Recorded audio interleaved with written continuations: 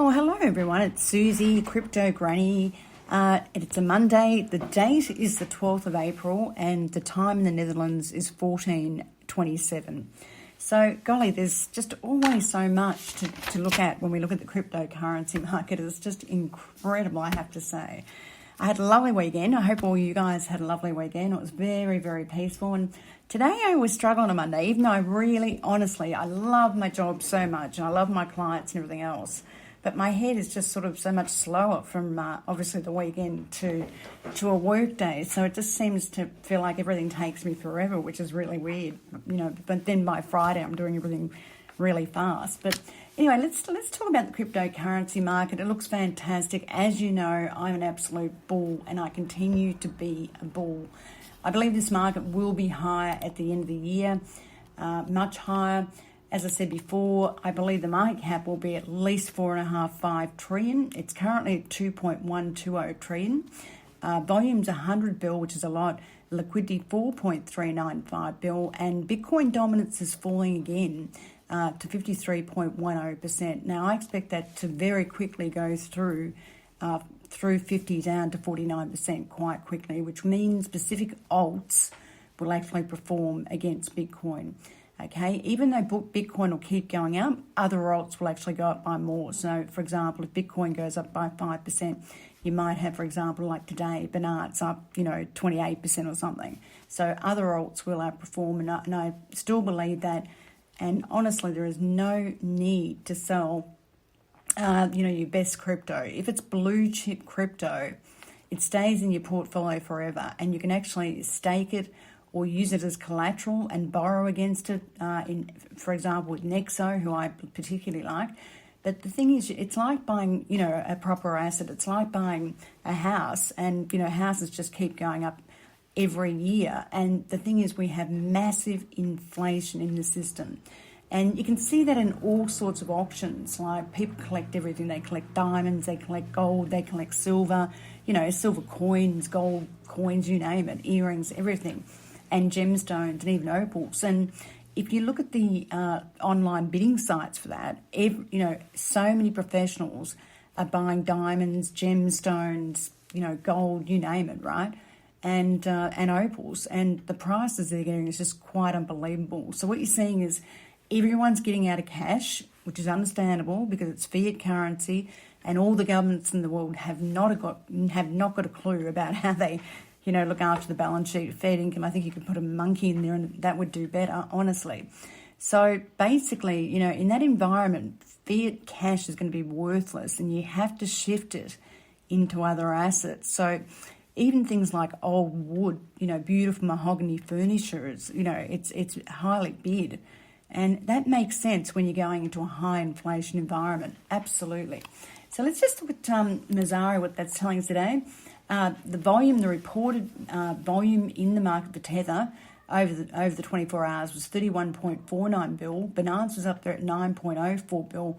Bitcoin at 6.95 bill. Binance US 5.34 bill. XRP at 3.86 bill. Ethereum 3.44 bill. And ADA 1.97 bill. And then you've got Tron, Litecoin, and a lot of the others that we're actually got in our investment portfolio as well. But interesting enough, Binance did 9 billion on the weekend, and it was attributed to Chang Xiaoping, obviously CZ they call him, from Binance, the CEO. He came out on Twitter and said yesterday, look, we're going to burn some coins in the next couple of days. So people are actually thinking the Binance burn was going to be on the 30th of April, but no, it's actually coming in the next couple of days. Now, I've said this, I've done some calcs, and I believe they will burn more than they have in the past, right? And I think they'll burn a minimum of 6 million coins, Binance coins. Excuse me, I'll just have a glass of water. On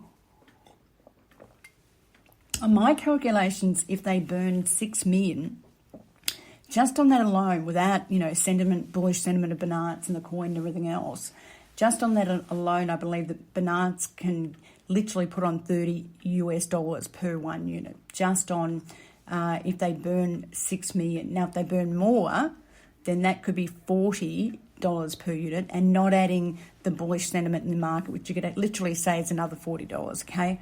So just on price alone, if they do the 6 million, we're looking at $30 per unit. But then if you add the bullish sentiment to that, I would add bullish sentiment, which is extremely bullish, and markets always overshoot themselves. I would add another 30%. So I believe Bernard's BNB will go up another 60% from here. And currently at the moment it's 580 USD, okay? It's just huge, right? I mean, Bernard today got up to $630 per US on Qcoin, and I do believe it'll trade up there again. They're just doing so much more than anyone else, and particularly Ethereum. Now, I got my clients into this so early, it's a joke. Basically, from last week, Bernard's is up 57%.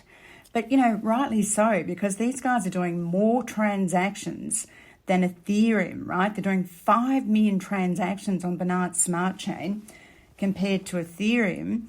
They're literally doing 200% more than Ethereum on their blockchain already with very low gas fees, right? It's just unbelievable. I mean, they've already moved about 30 billion, on this platform. So, that's just incredible. Bernard's, honestly, they're just killing Ethereum, honestly, and they should be priced higher than Ethereum.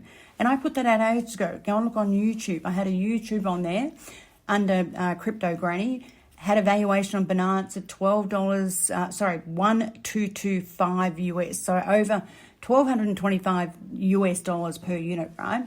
And that was like, I put that out, God, I don't know, about 6 to 8 weeks ago maybe, when Bernard's was so much lower. Maybe it was 2 months ago. I'm not sure. But, the thing is, right, Coinbase are going to list on the 14th, right, in 2 days' time on the Nasdaq, right? Now, it's just bull, right? If you look at the equity market, it's basically moving higher again. VIX volatility is as low as anything. There's no volatility in the equity market. It's actually taken out new highs and gone higher. Okay, so it's actually broken out big time, and it's going to continue to go higher. And it was led by technology stocks. So that means that basically the Nasdaq this week, when Coinbase lists, it's going to be seriously bull. And you've got to think about that, where Coinbase lists has a direct implication for where Bernard's cryptocurrency coin is going to go. Because don't forget, Bernard's are huge compared to Coinbase, right? Coinbase said they had 53 million clients. Bernard's would have double what Coinbase has, maybe even triple. Bernard's is a mega, right?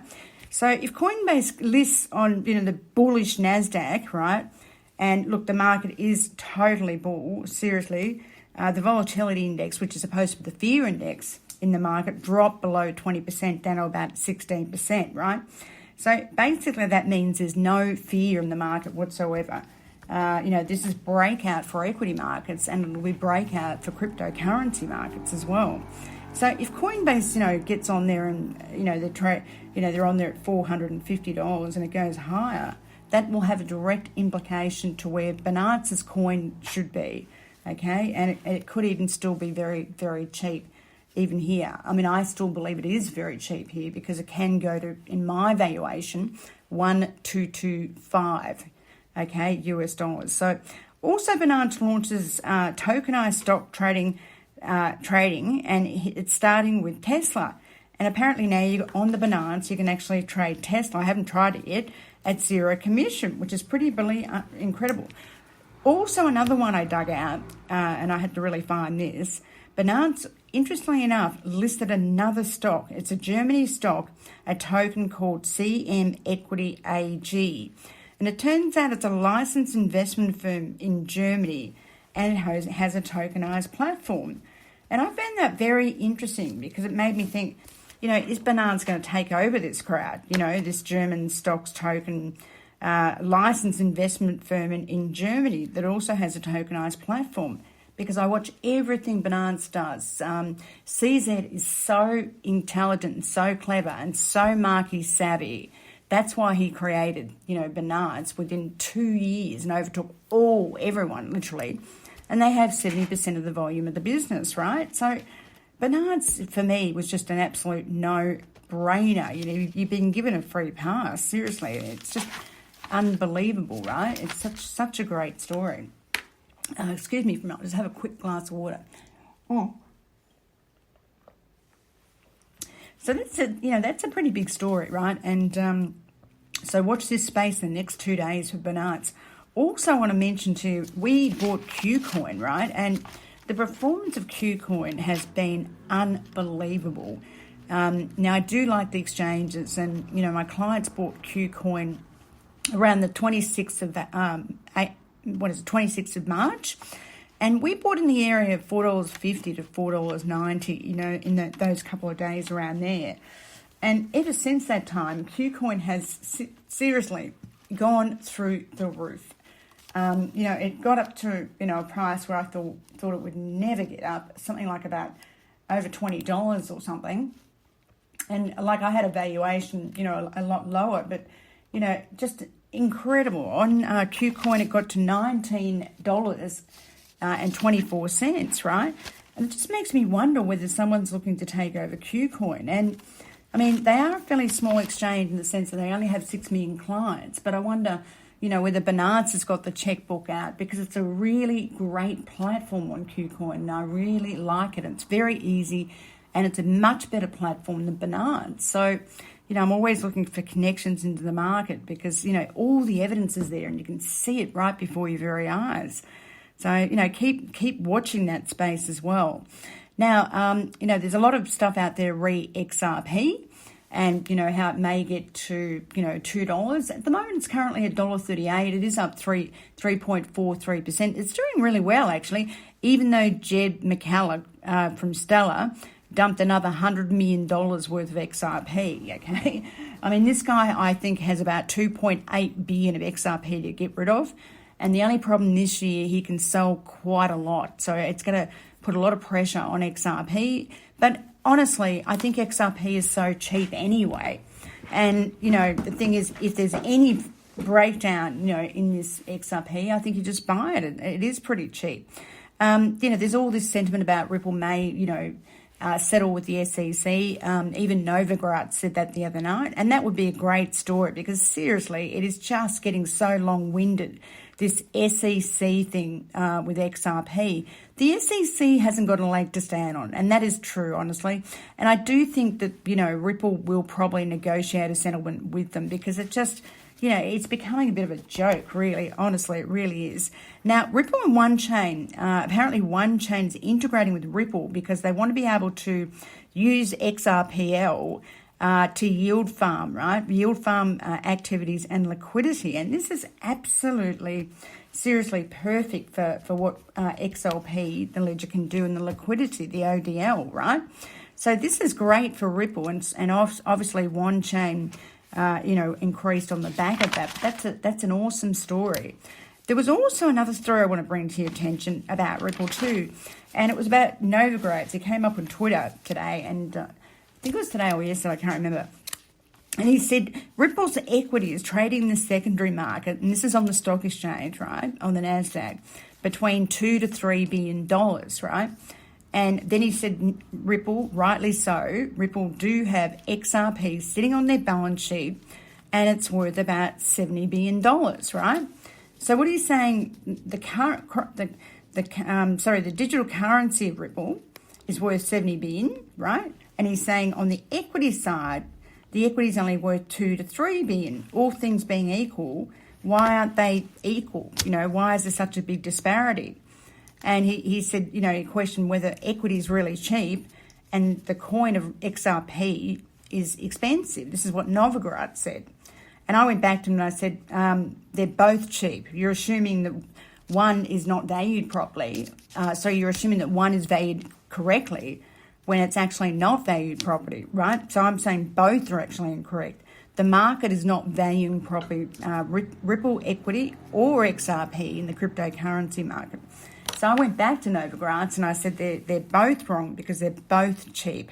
The market is not pricing in the value yet, but it will. So, that's we have little plays on Twitter, read this stuff all the time, which is great fun. You should get on my Twitter handle. It's at Susie Trader. So, I yap on there probably every second day or something like that. Depending on how bored I am, because sometimes, markets don't do a lot, but lately this market's been awesome. But I do like Twitter because I do learn a lot from there, and I have a lot of people following me, about 12,000 people. But it's just fun. I like it because people give me a lot of information and, let me know what's going on in their world. And if, sometimes you can get one piece of information that just, that one piece of information can make you a lot of money, right? And no, it's good because you get a lot of feedback on Twitter, and I particularly like it. I like it much better than YouTube. That's why I don't do many YouTubes. If you want to see me, to get more information and more learning, this sort of thing, I am on Patreon, but I have a very limited capacity to take on more clients. And, the thing is, if you're really interested to learn how to make money and to understand everything you need to about crypto, I'm only taking people that seriously want to learn how to manage investment portfolios, staking portfolios and trading portfolios, and, want to come on a journey because eventually there's another lot of portfolios we can set up in terms of mining and all sorts of things. And, I want people that are serious about making serious wealth, but also learning as well. So, send me an email anyway. It's, esoteric trading solutions at gmail.com. But anyway, let's get on with this other story now. We've got VeChain Foundation, which this is a really weird tie-up, seriously. VeChain Foundation has announced they're working with SalesForce for VeChain tool chain. And I just found that an incredible, that just didn't fit to me, SalesForce, which is like, it's a database for salespeople, and VeChain. But it's another client for VeChain. It's great for VeChain. VeChain have got heaps of clients. They've got huge chartered accounting firms. They're invested. The Chinese government uses them. They've got a big hydro industrial company client in Norway. DNV, the biggest shipping company in the world. They've got heaps of stuff. And we've been in VeChain for a long time, and it's still cheap as far as I'm concerned. VeChain is still cheap. It is way too cheap at the moment, and that's always the opportunity. And also, Waves increased, and it's due to because they've come out and said we're going to do non-fungible token gaming, and they did some airdrops, NFT airdrops, and it was egg token for ducks. So, and also don't forget, Waves got listed on Betrex 23rd of March, and also they moved to Singapore because they wanted to advance more in terms of the growth and be much more connected to Asia. Because don't forget, gaming is absolutely huge in Asia. Now, something I wanted to just tell you guys, which I thought was an interesting story, because I have got one client that's holding BTG, which is Bitcoin Gold, which I hate, seriously. But the interesting thing is, as you know, Bitcoin Gold rallied about 173% last week. And there's a story out there that I believe the traders were actually incorrect in buying Bitcoin Gold. So we'll have to see how this goes. And the reason why, there was a new Brazilian investment bank, and it happened to be called BTG Pactual. So the traders thought it was BTG, right? So the traders bought the Bitcoin Gold, thinking it was connected with this new Brazilian investment bank called BTG Pactual, and who were basically trying to do a deal with the Winklevoss twins in terms of the Gemini exchange for custody management, right? But it turns out there's absolutely no connection, which is interesting. Another bizarre story, which I think is really interesting, not bizarre, but really it shows you where we're going in this world. It's incredible. A house in Germany is being sold as an NFT, a non-fungible token. And, this is the whole point. You can make anything a non-fungible token. You could make your dog a non-fungible token. It's just an incredible market. And I think eventually it will take over the whole crypto market. It's going to be bigger and bigger and bigger. Huge opportunities as far as I'm concerned. So if we have a look at, the social media, I only got my one report today. On that, it is bananas all over the place. BNB everywhere. And honestly, my clients' investment portfolios and their trading portfolios are doing extremely, extremely well. Every social media thing I'm seeing bananas all over the place. I'm also seeing Chiles, which is, in my mind, is an absolute no-brainer. The charts look extremely bullish to me. Binance, BTC's broken out, HT, ADA, TRX, GRT, XRP, Chiles. Look, the charts look really seriously good. I'm not kidding. And, I've been saying the last week or two, I'm seriously bullish, and I am. I'm seriously bullish. There's just so much money coming into the system. This market is still cheap to where this market can go by the end of the year. That's for sure. Anyway, I've got a lot to do today. But look, I will talk to you about very quickly the fiat market. We know the equity market was at all-time highs. Volatility is low. They don't seem to have any fear. They're going to keep buying, it seems to me. Also the US 10-year bond rate went down to 1.66. Excuse me. So as that goes down, the equity market starts buying even more, okay? So I do believe that the US 10-year bond rate will be kept at 1.6 and lower. That's what I do believe, because I do believe the Fed will come in and basically start buying the 10-year bond, okay? And if they start buying the 10-year bond, it pushes bond prices up and interest rates low. So, whoever's holding can get a capital gain. So, I think they will, for sure. Now, today we've got Federal Rosenberg speaking. The Beige Book is coming out in the US. Quarterly, the first quarter earnings for the banks. Also, it's a big week for data, actually, because there's CPI out as well this week, business permits and housing stats, and, there's a lot going on, right? So it's going to be very interesting to see what happens this week. Now, with the interest rates going down in the US yen is 109.36 and going down lower. Gold's starting to get nudged a bit at 17.48. I still think gold is so cheap, it is a joke. Silver's at $25.18, and that's cheap. I mean, it's as cheap as chips. We're in hyperinflationary environment here, man. These are cheap, and oils are down at 59.58. So, with all that, the risk markets are totally bull. And look, I'm seriously bull, people. Honestly, I'm not kidding. Anyway, guys and girls, the sun's out in Amsterdam. Hooray! That's fantastic. Anyway, guys and girls, I'll talk to you tomorrow, and let's see exactly how much money we can all make. Cheers, guys. Have a great day, and I'll talk to you tomorrow.